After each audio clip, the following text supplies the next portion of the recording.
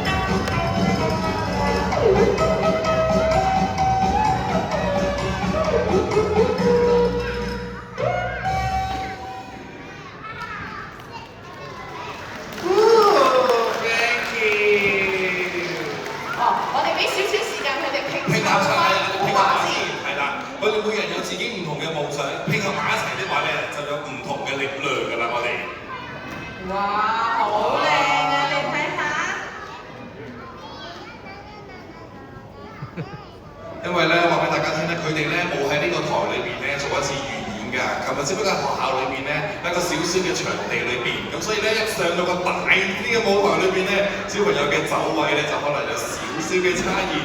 不過咧佢哋咧喺呢個位置裏邊爭少少啫，因為學校咧就比較細，呢個禮堂就比較大好多，咁所以小朋友咧已經好叻㗎啦你。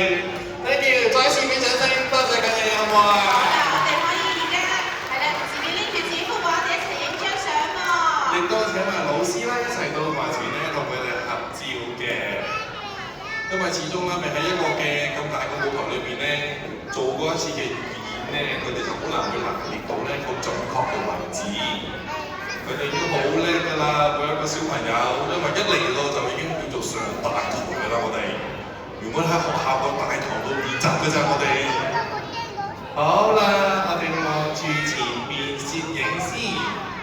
好啦，咁多位老師亦都準備一齊啦，我哋。望住前面。